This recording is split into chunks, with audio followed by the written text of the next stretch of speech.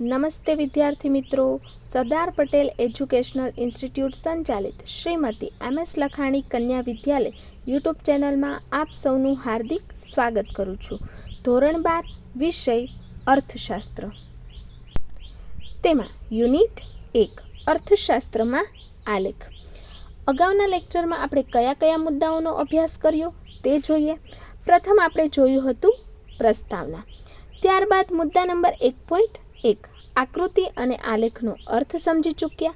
તેમાં અર્થશાસ્ત્રમાં આકૃતિઓ અને આલેખોનું મહત્ત્વ સમજી ચૂક્યા. ત્યારબાદ આકૃતિ અને આલેખ દોરતી વખતે કઈ કઈ બાબતોને ધ્યાનમાં રાખવી તેની સ્પષ્ટતા પણ કરી ચૂક્યા. ત્યારબાદ આકૃતિના પ્રકારો. અગાઉના લેક્ચરમાં પણ મેં વાત કરી હતી કે આકૃતિના કેટલા પ્રકારો છે, તો કે 3 પ્રકારો છે. પ્રથમ સમય આધારિત રેખાકૃતિ, બીજું સ્તંભ આકૃતિ અને ત્યાર પછી ત્રીજું વૃત્તાંશ આકૃતિ. તેમાં પ્રથમ પ્રકાર છે સમય આધારિત રેખાકૃતિ. તેનો અભ્યાસ છે એ આપણે આકૃતિ સહિત ડીપમાં કર્યો. આજના લેક્ચરમાં આપણે સ્તંભ આકૃતિ અને તેના પ્રકારો વિશે માહિતી મેળવવાની છે. તો લેક્ચરની શરૂઆત કરીએ. સ્તંભ આકૃતિ અને તેના પ્રકારો શું કહે છે ઇન ડિટેલ? તો કે સ્તંભ આકૃતિ કોઈ એક ચલના મૂલ્યની વિવિધ વિભાગો વચ્ચે જે વહેંચણી દર્શાવે છે. બરાબર, દાખલા તરીકે આપણે લઈ શકીએ કે જુદા જુદા સમયે સાક્ષરતા દરનું પ્રમાણ, જુદા જુદા સમય આપણને આપેલો હોય, દાખલા તરીકે 2001, 2002 અને 2003. આ શું છે? તો કે સમયગાળો છે. તો કે જુદા જુદા સમયે સાક્ષરતાનું પ્રમાણ એટલે સામે આપણે લખીએ કે 2001માં ગુજરાતમાં સાક્ષરતાનું પ્રમાણ કેટલું હતું? તો કે 35% હતું. બરાબર. ત્યારબાદ 2002માં છે એ કેટલું થયું? તો કે 50% થયું. અને 2003માં કેટલું થયું? તો કે 53% થયું. બરાબર. તો તમે જોઈ શકો છો કે જુદા જુદા સમયે સાક્ષરતાનું જે પ્રમાણ આપેલું છે. બરાબર. આગળ જોઈએ કે સ્ત્રી અને પુરુષોમાં કોઈ એક સમયે સાક્ષરતાનું પ્રમાણ આપેલું હોય કે સ્ત્રીઓનું આટલું અને પુરુષોનું આટલું 2001માં, 2002માં સ્ત્રી અને પુરુષોનું આટલું. બરાબર. તો આ જે આપેલું હોય છે અને એને જ વિવિધ વિભાગો વચ્ચે વહેંચણી કરવામાં આવે. બરાબર. અહીંયા છે એ આપણે સામાન્ય રીતે જોઈ શકીએ છીએ કે એક્સ અને વાય ધરી છે એ દોર્યા. હવે એમાં આ નીચેની ધરી છે એને આધાર કહેવામાં આવે છે. તો અહીંયા આધારમાં આપણે વર્ષ દર્શાવી શકીએ છીએ. હવે અહીંયા 2001 લખીએ, 2002 લખીએ અને 2003 લખીએ. તો આ જુદા જુદા સમયે છે એ આપણા સાક્ષરતાનું પ્રમાણ છે એના આપણે ઊભા સ્તંભ દોરીએ છીએ. તો આને જ શું કહે છે? તો કે સ્તંભ આકૃતિ કહે છે અથવા તો સ્તંભ કહે છે. બરાબર. આપણે આગળ સમજવાનું છે ડિટેલમાં શું કહે છે કે આવી આકૃતિ ઊભા અને આડા સ્તંભોમાં દર્શાવી શકાય છે. અત્યાર સુધી આપણે છે એ જોયું હશે કે ઊભા સ્તંભમાં આકૃતિ હોય, આવી રીતે આકૃતિ હોઈ શકે. પરંતુ અમુક જગ્યાએ છે એ આડા સ્તંભો પણ આમ આપેલા હોય છે. બરાબર. આ આડા સ્તંભમાં પણ આકૃતિ હોઈ શકે છે. અમુક માહિતી એવી હોય, બરાબર, તો એ પ્રમાણે સરકારી માહિતીમાં આડા સ્તંભ પણ છે એ ઉપયોગમાં લેવામાં આવે છે. આગળ જોઈએ. દરેક વિભાગ કે સમય માટે એક જુદો સ્તંભ દોરવામાં આવે છે. હમણાં આપણે જોયું ને કે 2001 માટે એક સ્તંભ છે એ મેં દોર્યો. તો કે અલગ અલગ સમય માટે અલગ અલગ જુદા જુદા સ્તંભો દોરવામાં આવે છે. તેમાં સ્તંભની ઊંચાઈ, લંબાઈ તે વિભાગ, સમય અને ચલનું મૂલ્ય દર્શાવે છે. કે આપણે હમણાં છે એ નાનો અમથો સ્તંભ દોર્યો, તો હવે આ ઊંચાઈ જેટલી આપેલી છે એ શું દર્શાવે છે? મૂલ્ય દર્શાવે છે. જેટલો ઊંચો સ્તંભ તેટલું ઊંચું તેનું મૂલ્ય. બરાબર. આગળ જોઈએ શું કહે છે. આમ સ્તંભોની ઊંચાઈ, લંબાઈ આ ચલના મૂલ્યની વિવિધ વિભાગો અને સમયગાળા વચ્ચેની સરખામણી દર્શાવે છે. બરાબર. અલગ અલગ સ્તંભો છે એ દોર્યા હોય કે વર્ષ 2001નો સ્તંભ, વર્ષ 2002નો સ્તંભ અને વર્ષ 2003નો સ્તંભ. તો આ રીતે હું છે એ સ્તંભ દોરું છું, તમે જોઈ શકો છો, બરાબર. તો આ મેં 3 છે એ તમારી સામે સ્તંભ દોર્યા છે. તો હવે જુઓ કે વર્ષ 2001ની સરખામણી 2002 સાથે થઈ શકે અને 2002ની સરખામણી વર્ષ 2003 સાથે પણ થઈ શકે છે. એટલે કે તેને ઊંચાઈના આધારે પણ વર્ષ આપેલા હોય તો એની અગાઉના વર્ષ સાથે અથવા તો એની બીજા વર્ષો સાથે છે એ સરખામણી થઈ શકતી હોય છે, બરાબર. આગળ જોઈએ શું કહે છે. તો કે સ્તંભ આકૃતિ સામાન્ય રીતે 3 પ્રકારમાં જોવા મળે છે. યાદ રાખો, તમને પૂછાઈ શકે મોસ્ટ આઈએમપી ક્વેશ્ચન, સ્તંભ આકૃતિના કેટલા પ્રકારો છે, તો તમારે લખવાનું રહેશે 3, માત્ર ને માત્ર 3. પરંતુ એવું કે કયા કયા પ્રકારો છે તો તમારે નામ પણ લખવા પડશે. કયા કયા પ્રકારો છે? પ્રથમ સાદી સ્તંભ આકૃતિ, બીજું પાસેની સ્તંભ આકૃતિ અને ત્રીજું વિભાજિત સ્તંભ આકૃતિ, બરાબર. તો આપણે સાદી સ્તંભ આકૃતિ વિશે અભ્યાસ શરૂ કરીએ. સાદી સ્તંભ આકૃતિ એટલે શું? તો કે સાદી સ્તંભ આકૃતિમાં કોઈ એક આધાર જેમ કે પ્રદેશ, એટલે કે કોઈ પણ પ્રદેશનું નામ આપેલું હોય, ગુજરાત છે, રાજસ્થાન છે, પંજાબ છે, હરિયાણા છે, એવું કોઈ પણ નામ, અથવા તો શહેર પણ આવી શકે કે ભાવનગર છે, સુરત છે, અમદાવાદ છે, એમ પ્રદેશના નામ, સમયગાળો એટલે કે વર્ષ 2001, 2002, 2003, 1993, 1994 એ રીતે વગેરે ઉપર કોઈ એક ચલનું મૂલ્ય દર્શાવાય, બરાબર. કે કોઈ એક આધાર ઉપર, આધાર કોને કહેવામાં આવે છે? તો કે ઊભી અને આડી લાઈન, એમાં નીચેની લીટી છે એને આધાર કહેવામાં આવે છે. યાદ રાખો હંમેશા કે આ શું છે? એક્સ ધરી એ આધાર છે. તો આની ઉપર, આ આધાર ઉપર સમય, પ્રદેશ, સમયગાળો છે એ દર્શાવવામાં આવે, તેનું મૂલ્ય દર્શાવવામાં આવે છે, બરાબર. આ રીતે આપણે છે એ કરી શકીએ. જો આધાર ઉપર છે એ મેં સ્તંભ દોર્યા ને એ રીતે દર્શાવે છે. આ આકૃતિમાં વિવિધ પ્રદેશો, સમયગાળો વગેરે માટે ચલના મૂલ્યની સરખામણી આકર્ષક રીતે રજૂ કરી શકાય છે.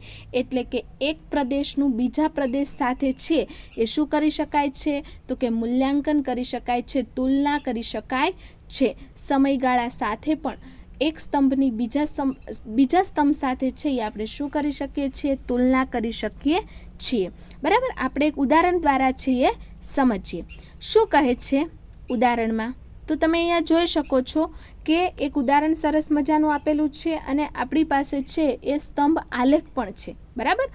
તો કે કોઈ એક દુકાનમાં દર 2 મહિનામાં ચોકલેટ બોક્સનું વેચાણ, બરાબર. કોઈ એક દુકાનમાં દર 2 મહિનામાં કેટલું ચોકલેટનું વેચાણ થાય છે એ જોઈએ. તો કે મહિનો આપેલો છે એટલે જાન્યુઆરી, ફેબ્રુઆરી, એટલે 2 મહિના થયા, બરાબર. આપણને જે ઉદાહરણમાં આપેલું છે એ જ રીતે માર્ચ, એપ્રિલ, મે, જૂન, જુલાઈ, ઓગસ્ટ, સપ્ટેમ્બર, ઓક્ટોબર અને નવેમ્બર ને ડિસેમ્બર. તો તમે જોઈ શકો છો કે તેની સામે વેચાણ આપેલું છે કે જાન્યુઆરી, ફેબ્રુઆરી આ 2 માસમાં 35 ચોકલેટ છે એ વેચાય છે. ચોકલેટના બોક્સ. માર્ચ, એપ્રિલમાં 60, 65, 40, 50 અને 30 એ રીતે છે એ વધઘટ થતી જોવા મળે છે. તો આ વધઘટને આપણે છે એ વધારે સારી રીતે સમજવા માટે આપણે એનું નિરૂપણ છે એ આલેખમાં કરી શકીએ, બરાબર. તો જુઓ અહીંયા છે 2 ધરી તમારી સામે આપેલી છે, એક્સ ધરી અને વાય ધરી, બરાબર. આ ઊભી ધરી છે એને શું કહેવામાં આવે છે? તો કે વાય ધરી. અને આડી ધરી એટલે કે આધાર, એને આપણે શું કહીશું? તો કે એક્સ ધરી. હવે અહીંયા તમે જોઈ શકો છો આખી આકૃતિમાં એક્સ ધરી ઉપર 12 મહિનાના નામ 2 મહિના સાથે આપેલા છે. એટલે કે જાન્યુઆરી, ફેબ્રુઆરી, માર્ચ, એપ્રિલ, મે, જૂન, જુલાઈ, ઓગસ્ટ, સપ્ટેમ્બર, ઓક્ટોબર, નવેમ્બર ને ડિસેમ્બર, બરાબર. અને એ પ્રમાણે છે અહીંયા આ વેચાણનો આંકડો આપેલો છે. તો આ આંકડો છે એ તમે જોઈ શકો છો કે નાનામાં નાનો આંકડો છે એ 30 છે અને મોટો આંકડો છે એ કેટલો છે? 65 છે, બરાબર. તો આપણે 65 સુધીની છે એ લાઈન લેવાની રહેશે. તો તમે જોઈ શકો છો કે 10-10નો સમયગાળો લીધો છે, 10, 20, 30, 40, 50, 60 અને 70. જો વિદ્યાર્થી મિત્રો કે અહીંયા સમયગાળો છે 10-10નો સરખો લીધો છે. હવે તમને એવું થાય કે ના મારે 10-10નો લેવો નથી અને 20-20નો સમયગાળો લેવો છે, તો તમે અહીંયા 0 લખો અને અહીંયા લખો 20, પછી 40 અને પછી 60 અને પછી 80. કારણ કે મોટામાં મોટા 65 છે એટલે એની અંદર રે એ જોવું જરૂરી છે. બરાબર, અંદર 65નો સમાવેશ થઈ જવો જોઈએ. હા, તમે 10-10 લ્યો છો તો બધે 10-10નો ગાળો હોવો જોઈએ. વર્ગ લંબાઈ કેવી હોવી જોઈએ? સરખી. બરાબર, તમે 5-5 લ્યો તો 5, 10, 15, 20, 25 એવું 5-5નો ગાળો યાદ રાખો. પછી એવું નહીં કે 5 લીધા, 7 લીધા, 18 લીધા, 20 લીધા અને 65 લીધા. આવું કરવાનું નથી, નહીંતર આલેખ આપણો ખોટો પડશે. બરાબર, સોરી, આકૃતિ આપણી ખોટી પડશે. તો તમે અહીં જોઈ શકો છો કે પ્રથમ તમારે જો આકૃતિ દોરવાની હોય અને આ માહિતી આપેલી હોય, બરાબર, આ તમને આપેલી હશે, તો આ માહિતી આપેલી હોય તો તમારે પહેલાં તો એક્સ અને વાય ધરી છે એ દોરી નાખવાની, પેન્સિલનો ઉપયોગ કરવાનો. હવે આ એક્સ ધરી ઉપર છે એ શું કરવાનું? તો કે મહિનાના નામ લખી નાખવાના. બરાબર, એ લખાઈ ગયા પછી બીજું ખાનું લેવાનું, તેમાં તમારે સંખ્યા જોવાની અને સંખ્યાના આધારે છે એ તમે આંકડા છે એ વાય ધરી ઉપર મૂકી શકો છો. આટલું થઈ ગયા પછી પેન્સિલ હાથમાં રાખવાની અને સ્કેલ હાથમાં રાખવાની અને ત્યારબાદ વર્ષ લેતું જવાનું ને સામે આંકડો જોતો જવાનું કે જાન્યુઆરી ફેબ્રુઆરીમાં કેટલો આંકડો આપેલો છે વેચાણનો? તો કે 35. બરાબર, તો તમારે છે એ જાન્યુઆરી ફેબ્રુઆરીમાં 35 સુધી છે એ આગળ વધીને સ્તંભ દોરવાનો રહેશે.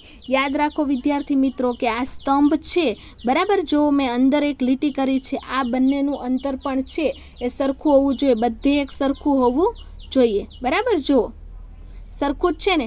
અને પછી બે સ્તંભ વચ્ચેનું અંતર પણ સરખું હોવું જોઈએ, કારણ કે આપણે આકૃતિ અને આલેખ દોરતી વખતે ધ્યાનમાં રાખવાની બાબતોમાં આ વસ્તુ છે એ શીખી ચૂક્યા. બરાબર, તો આ એક યાદ રાખવાનું. પછી તમારો આલેખ દોરાઈ જાય એટલે કે મીન્સ કે એક તમારો સ્તંભ છે એ દોરાઈ જાય એટલે ત્યાં 35 લખી નાખવાના, એટલે જોનારને ખબર પડે કે અહીંયા આ 35વાળો સ્તંભ છે. એ રીતે માર્ચ એપ્રિલમાં 60 સુધી એટલે 60નો આંકડો આપેલો જ છે. પછી મે અને જૂનમાં 65 સુધી. બરાબર, પછી જુલાઈ ઓગસ્ટમાં 40, પછી 50 અને પછી 30. આ તમારો છે એ મસ્ત મજાનું સ્તંભ આકૃતિ છે એ તૈયાર થઈ ગઈ. યાદ રાખો મેઇન વસ્તુ કે તમે અહીંયા છે એ જુઓ ખૂણામાં વેચાણ અને અહીંયા બ્લેક કલર છે, તો તમારે વેચાણ અને બ્લેક કલરનું બોક્સ દોરી નાખવાનું રહેશે. તમે પેન્સિલથી કરો તો બી ચાલશે. હવે બીજી વસ્તુ યાદ રાખવાની રહેશે કે તમે એક્સ ધરી ઉપર છે વિવિધ સમયગાળો લખેલો છે ને એ સમયગાળો છે મહિનામાં લખેલો છે, તો તમે અહીંયા છે એ લખી શકો છો સમયગાળો અને અહીંયા તમારે લખવાનું છે તો કે વેચાણ, કારણ કે તમે વેચાણના આંકડા લખેલા છે ને એટલા માટે. બરાબર, તો આ તમારી થઈ સાદી સ્તંભ આકૃતિ. સાદી સ્તંભ આકૃતિ એટલે તો કે એક એક સ્તંભ, બરાબર, એટલે કે સાદા સ્તંભ થયા, તમે જોઈ શકો છો. હવે આપણી વ્યાખ્યામાં આપણે જઈએ કે શું કે છે કે આપણી વ્યાખ્યા છે અહીંયા ઉપર મુજબ સરસ મજાની આપેલી છે કે આધાર, કોઈ એક આધાર, જેમ કે પ્રદેશ અને સમયગાળો હોય તો આપણી પાસે શું હતું? તો કે મંથ હતા, માસ હતા. બરાબર, તો એ પ્રમાણે અને એ કોઈ એક ચલનું મૂલ્ય દર્શાવે. તમે જોઈ શકો છો કે આ એક આધાર છે અને એની ઉપર કોઈ એક ચલનું મૂલ્ય, એટલે કે આ ચલનું મૂલ્ય કેટલું છે? જાન્યુઆરી ફેબ્રુઆરીમાં ચોકલેટના બોક્સનું વેચાણ કેટલું છે? તો કે 35. તો 35 સુધી તમે આગળ વધ્યા, તો એક આધાર ઉપર એક મૂલ્ય. બરાબર, હવે એના એ જ એક આધાર ઉપર બીજાનું મૂલ્ય, પછી ત્રીજાનું, ચોથાનું, પાંચમાનું અને છઠ્ઠાનું મૂલ્ય દર્શાવ્યું. તો આમ અલગ અલગ મૂલ્ય દર્શાવવામાં આવે છે અને જે આકૃતિ બને છે એને આપણે શું કહીએ છીએ? તો કે સાદી સ્તંભ આકૃતિ કહીએ છીએ. બરાબર, આ તમને કાલ્પનિક આકૃતિ આપેલી છે. બરાબર, કાલ્પનિક એટલે કે કલ્પના કરેલી છે. બરાબર, વાસ્તવિકતા છે એ આવી આકૃતિ છે નહીં. તમને એક મસ્ત મજાનું છે ઉદાહરણ આપેલું છે ને એના દ્વારા તમને સમજૂતી આપવામાં આવેલી છે. સાદી સ્તંભ આકૃતિ બાદ બીજો પ્રકાર આપણે જોવાનો રહેશે પાસ પાસેની સ્તંભ આકૃતિ. બરાબર, સાદી સ્તંભ આકૃતિ આવડે એટલે પાસ પાસેની તો આવડવાની જ. જોઈએ ઇન ડિટેલ શું કહે છે કે આ પ્રકારની આકૃતિમાં કોઈ એક આધાર ઉપર, કોઈ એક આધાર એટલે કે આ એક્સ ધરી, બરાબર, એટલે કે આડી ધરી. યાદ રાખો સિમ્પલ અને સોબર કે આડી ધરી એટલે એક્સ અને એક્સ એટલે કે આધાર. બરાબર, કે કોઈ એક આધાર ઉપર એક ચલનું એક કરતાં વધારે વર્ગો માટેનું મૂલ્ય, કે કોઈ પણ એક જ ચલનું, દાખલા તરીકે સાક્ષરતાનું પ્રમાણ, અને સાક્ષરતાનું પ્રમાણ છે એ સ્ત્રી અને પુરુષ બંનેમાં આપેલું છે અને વર્ષ એક જ આપેલું છે કે વર્ષ 2001. એમાં સ્ત્રી અને પુરુષ બંનેનું છે એ આપણે મૂકવું છે મૂલ્ય. દાખલા તરીકે એક સ્ત્રીનો સ્તંભ અને એક પુરુષનો સ્તંભ. તો જુઓ તો કે કોઈ એક ચલનું એટલે કે 2001 તેમાં એક કરતાં વધારે વર્ગોનું મૂલ્ય દર્શાવવામાં આવે. જુઓ, એક જ ચલ ઉપર 2 વર્ગોનું મૂલ્ય દર્શાવવામાં આવ્યું અને આથી એના આધારના દરેક મૂલ્ય ઉપર ચલના વિવિધ વર્ગોના મૂલ્ય દર્શાવતા જુદા જુદા સ્તંભો દોરવામાં આવે. પછી 2002 અને તેમાં પણ સ્ત્રી અને પુરુષનો સ્તંભ દોરવામાં આવે. બરાબર, એટલા માટે જ અહીં કહે છે કે આથી આધારના દરેક મૂલ્ય ઉપર, આ આધાર હોય એના દરેક મૂલ્ય ઉપર એક મૂલ્ય 2001, બીજું મૂલ્ય 2002, ત્રીજું મૂલ્ય 2003, આ દરેક મૂલ્ય ઉપર ચલના વિવિધ વર્ગોના મૂલ્ય દર્શાવતા સ્તંભને શું કહે છે? તો કે તેને પાસેનો સ્તંભ આલેખ કહે છે, સ્તંભ આકૃતિ કહે છે. બરાબર, સ્ત્રી પુરુષ, સ્ત્રી પુરુષ, સ્ત્રી પુરુષ તમે જોઈ શકો છો. તો પાસે થયું, આ બાજુમાં સ્તંભ થયા, એટલા માટે તેનું નામ આપેલું છે પાસેની સ્તંભ આકૃતિ. બરાબર, જોઈએ. ધારો કે સમયગાળો એ આધાર હોય. હમણાં આપણે સમયગાળો લીધો ને કે વર્ષ 2001, 2002, તો એ આધાર હોય અને સાક્ષરતા એ ચલ હોય. સાક્ષરતા એ શું હોય? તો કે ચલ. તેમાં પણ સ્ત્રી તથા પુરુષો એમ 2 વર્ગ હોય. આથી વિવિધ સમયગાળા દરમિયાન સ્ત્રી અને પુરુષોના સાક્ષરતાનું પ્રમાણ જોવા માટે આવી આકૃતિ દોરાય છે અને આમ સ્ત્રી અને પુરુષના વર્ગના સ્તંભ કોઈ એક વર્ષ માટે પાસે દોરાય છે. હમણાં આપણે દોર્યા ને પાસે, બરાબર, એ રીતે. અને જે આકૃતિ બને છે તેને શું કહે છે? સાદી સ્તંભ આકૃતિ, પાસેની સ્તંભ આકૃતિ. હવે આને પણ આપણે મસ્ત મજાના ઉદાહરણ સાથે સમજીએ. શું કહે છે કે આકૃતિને આકર્ષક બનાવવા માટે દરેક વર્ગના સ્તંભને અલગ અલગ રંગ તથા શેડ દર્શાવી શકાય છે. બરાબર, તમે 2 સ્તંભ આપેલા હોય બાજુમાં, તો એક સ્તંભમાં લાઇનિંગ દોરો, બીજા સ્તંભમાં છે કલર પૂરો અથવા તો શેડિંગ કરો તો વધારે આકર્ષક બનાવી શકાય છે. બરાબર, હવે અહીંયા છે એક ઉદાહરણ આપેલું છે કે કોઈ એક દુકાનમાં દર 2 મહિનામાં વિવિધ માપના ચોકલેટ બોક્સનું વેચાણ. બરાબર, સામે હતું એવું જ છે કે જાન્યુઆરી, ફેબ્રુઆરી. તેમાં નાના બોક્સ 30 વેચાય છે, મધ્યમ બોક્સ છે એ 15 અને મોટા બોક્સ છે એ 25 વેચાય છે. બરાબર, એક જ મહિનો છે અને તેમાં નાના, મોટા અને મધ્યમ બોક્સ આપેલા છે. તો જુઓ, એક જ ચલ ઉપર આ 3 બોક્સ છે.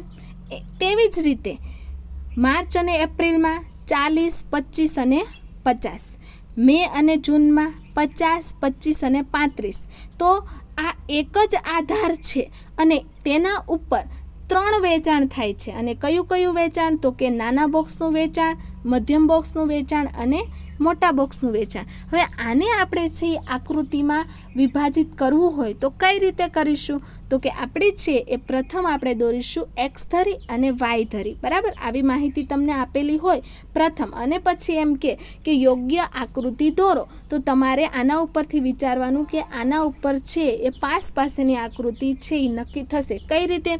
તો કે પ્રથમ તમે જોઈ જ શકો છો આખી લીટીમાં કે એક ચલ મહિનો અને તેમાં વેચાણ આપેલું છે, બધાયનું વેચાણ. તો કે એક ચલ ઉપર બધા વેચાણ છે એના થાંભલા દોરી શકાય. બરાબર, સાદી ભાષામાં હું તમને કહું તો કે થાંભલા દોરી શકાય. તો આ સ્તંભ છે એને એક જ ચલ ઉપર મૂકી શકાય અને જે આકૃતિ બને છે તેને કઈ બને છે? તો કે પાસેની સ્તંભ આકૃતિ. એટલે આપણે પાસેની સ્તંભ આકૃતિની શરૂઆત કરીએ. નીચે તમને છે એ આપેલું જ છે, તમે જોઈ શકો છો.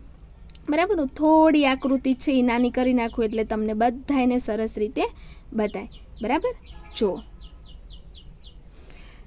કે એક્સ ધરી આ નીચેની એમાં જાન્યુઆરી ફેબ્રુઆરી, માર્ચ એપ્રિલ, મે જૂન, જુલાઈ ઓગસ્ટ, બરાબર. ત્યાં મેં શું મૂકી દીધું તો કે માસ, એટલે નીચે છે એ તમારે લખવાનું માસ, અને અહીંયા લખવાનું ભૂલવાનું નહીં x3, બરાબર. પછી આપણે જોઈએ શું કે છે તો કે વાયધરી ઉપર વેચાણ. હવે વેચાણના આંકડા કઈ રીતે મૂકીશું તો પહેલાં તો તમારે છે એ અનુસૂચિમાં જવું પડે, આને અનુસૂચિ કહેવાય, બરાબર. તો આમાંથી તમારે જોવાનું 3 બોક્સમાંથી નાનામાં નાનો આંકડો કયો છે તો કે નાનામાં નાનો આંકડો મને અહીંયા દેખાય છે 10. મોટામાં મોટો આંકડો કયો છે તો કે મને અહીંયા દેખાય છે ક્યાં છે તો કે 60, બરાબર. તો આપણે એનો મતલબ એમ કે 10 થી 60 સુધી છે એ જઈશું, બરાબર. બીજો તો મને કંઈ દેખાતો નથી, એટલે 10, 20, 30, 40, 50 અને 60 સુધી છે એ આપણે વાયધરી ઉપર જશું, બરાબર. આ આંકડાઓ છે એ વાયધરી અને આ મહિનો છે એ x3, બરાબર. ચલો આપણે છે એ જોઈએ.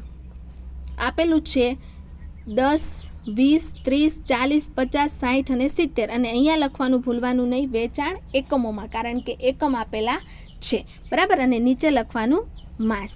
આ રીતે પેન્સિલ અને સ્કેલની મદદથી છે એ એક્સ ધરી અને વાય ધરી છે એ તમારે દોરી નાખવાની રહેશે. હવે તમારે શું કરવાનું તો કે પ્રથમ છે એ જાન્યુઆરી ફેબ્રુઆરીમાં છે એ શું આપેલું છે નાના બોક્સ 30, 15 અને 25. તો પહેલાં જાન્યુઆરી ફેબ્રુઆરી લખેલું છે ત્યાં 30નો એક સ્તંભ, એની બાજુમાં 15નો સ્તંભ અને એની બાજુમાં 25નો સ્તંભ દોરવાનો રહેશે, બરાબર. તમે જોઈ શકો છો જાન્યુઆરી ફેબ્રુઆરી એમાં આ 30નો સ્તંભ, પછી આ 15નો સ્તંભ અને આ 25નો સ્તંભ, બરાબર. હવે એ સ્તંભ છે એ દોરાઈ જાય પછી આંકડો લખવાનું ભૂલવાનું નહીં, અને આ સ્તંભ દોરાઈ ગયા પછી એની અંદર તમે ત્રણેયમાં અલગ અલગ શેડ છે એ પૂરી શકો છો, બરાબર. તેવી જ રીતના માર્ચ એપ્રિલમાં 40, 25 અને 50, મે જૂનમાં 50, 25 અને 35, જુલાઈ ઓગસ્ટમાં 25, 15 અને 10, સપ્ટેમ્બર ઓક્ટોબરમાં 40, 20 અને 25, અને ત્યારબાદ નવેમ્બર ડિસેમ્બરમાં 60, 40 અને 20. તમે જોઈ શકો છો, બરાબર. અલગ અલગ માહિતી માટે અલગ અલગ પાસેના સ્તંભ, બરાબર. જુઓ મહિના છે એ બબેના સમયગાળામાં જ આપેલા છે, પણ એ જ મહિના ઉપર એટલે કે એક જ ચલ ઉપર અલગ અલગ સ્તંભ દોરવામાં આવે બાજુમાં, તો તેને શું કહે છે પાસેની સ્તંભ આકૃતિ કહે છે, બરાબર. તો વિદ્યાર્થી મિત્રો, આજે આપણે આ પાસેની સ્તંભ આકૃતિનો અભ્યાસ કર્યો અને બીજી કઈ તો કે સાદી સ્તંભ આકૃતિનો અભ્યાસ કર્યો, બરાબર. તો આ બંને તમારે છે એ પાકી બુકમાં વ્યવસ્થિત રીતે છે તેનો અર્થ અને તેનો ઉદાહરણ આકૃતિ સહિત છે એ લખવાનું રહેશે. આ આજનું હોમવર્ક છે, બરાબર. જ્યારે વિદ્યાર્થી મિત્રો આપણે નેક્સ્ટ લેક્ચરમાં મળીએ ત્યારે વિભાજિત સ્તંભ આકૃતિ સાથે મળીશું. ત્યાં સુધી ઘરે રહો, સુરક્ષિત રહો, ટેક કેર, થેન્ક યુ. અને પાકી બુકમાં લખવાનું ભૂલતા નહીં, બંને સ્તંભ આકૃતિ સાદી અને પાસેની, બરાબર. અને ના સમજાય ત્યાં મારા વોટ્સઅપ નંબર ઉપર તમે મેસેજ કરી શકો છો અથવા તો કોલ પણ કરી શકો છો. Thank you.